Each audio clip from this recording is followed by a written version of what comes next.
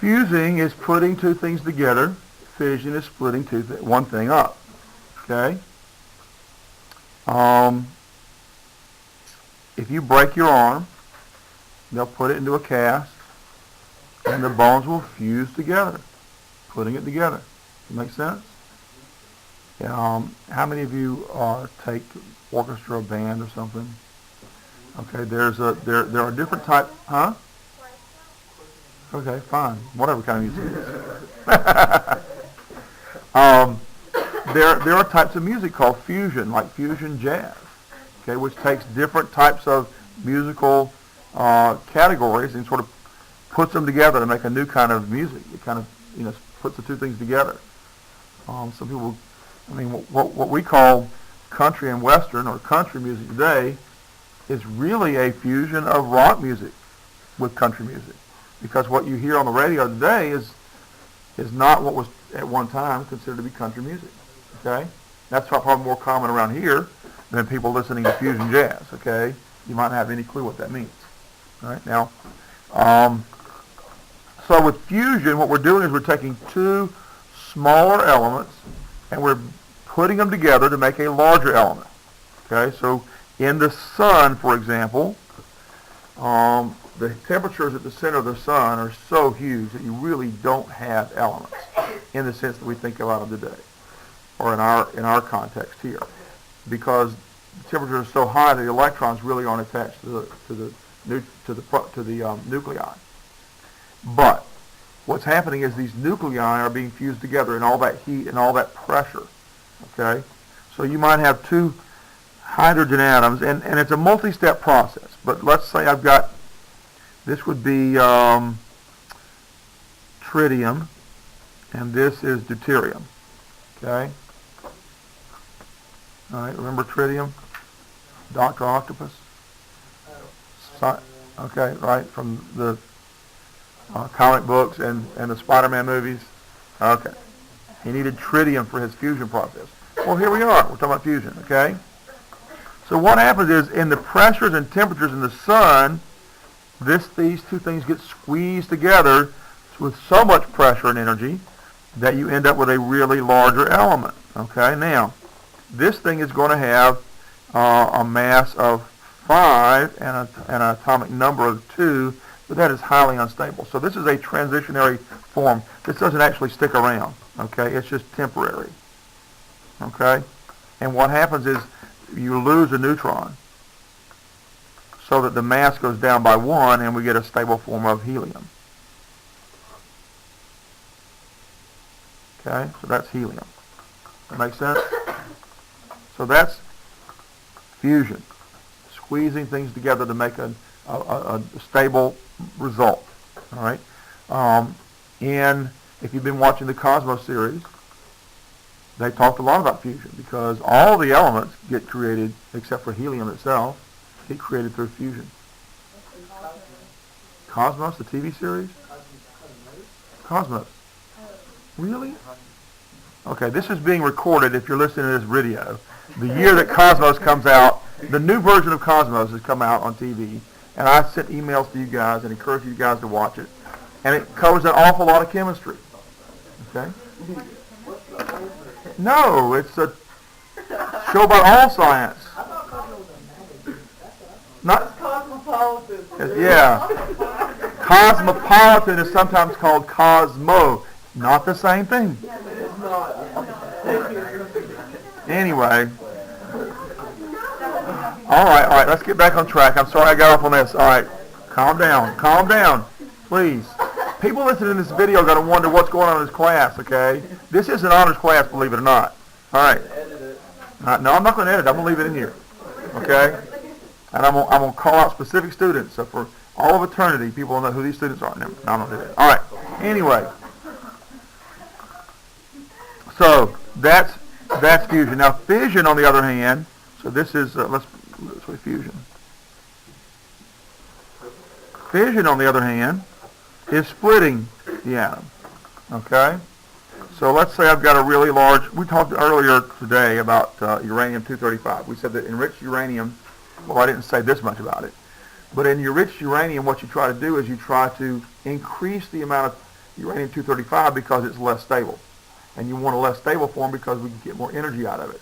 And so we have one kind of enriched uranium, which is used in a nuclear power plant. You have even more highly enriched uranium, which is used in nuclear weapons, for example. Okay, but if we have a uranium that has a mass of 235, and uranium's atomic number is 92, and if I'm not mistaken, this is the largest naturally occurring element in terms of atomic number.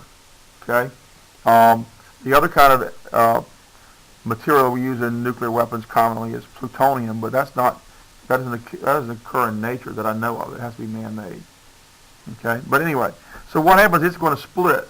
Okay, now typically you can get fusion in rare cases just because it just splits automatically, but it's so terribly rare. What actually happens is a neutron comes in from someplace else.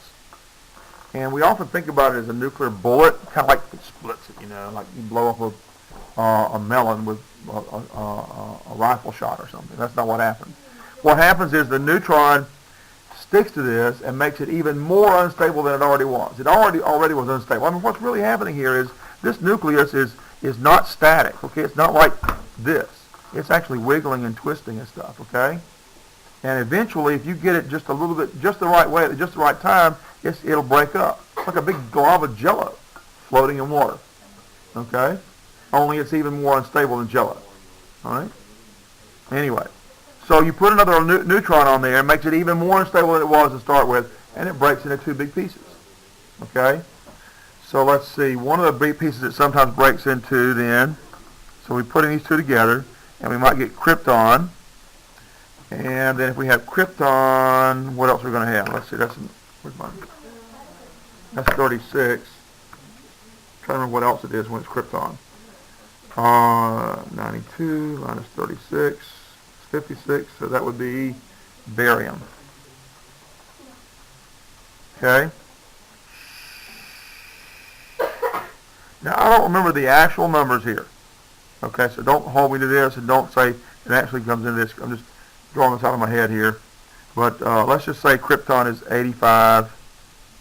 That's its mass, 85, because its atomic number is 36. Let's see.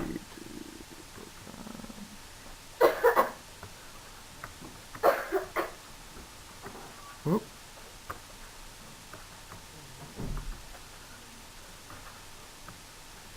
And then for barium, we're going to say we have 147. Okay? So this doesn't add up. Now, neutrons have a mass of 1 AMU. So we've got a total mass on this side of 236. What's the total mass on this side? This is the atomic mass here. This is the atomic number. Okay? Krypton's atomic number is 36, and barium's atomic number is 56. Okay? 92 equals 36 plus 56. Okay? Those two are equal. But these are not equal. Remember, a neutron has an atomic mass of 1 and an atomic number of 0. That's 236 total mass on this side. What's the total mass on this side?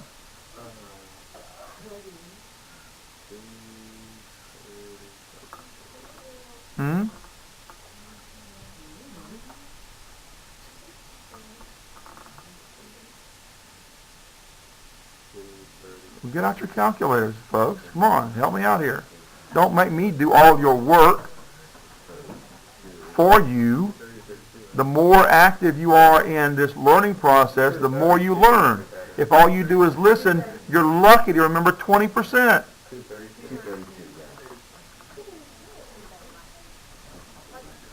Okay? Folks, the more you're involved in this stuff, because I'm wasting my time teaching you if you're not actively involved. Okay? If all I'm doing is telling you stuff, you're not going to remember it. Honestly, I'm wasting my time. 20%? Really? How helpful is that on the exam? Do you want to make a 20 on the exam? You've got to be actively involved. I've got to involve you in this process. You've got to get out your calculators or crunch the numbers in your head. You've got to think this through. Otherwise, I'm wasting my time. All right? I'm trying to help you with the stuff that you feel like you need with the exam, so you got to be involved. You got to tell me what you need so that you've opened up the door to accept the new knowledge or the improved knowledge. Okay?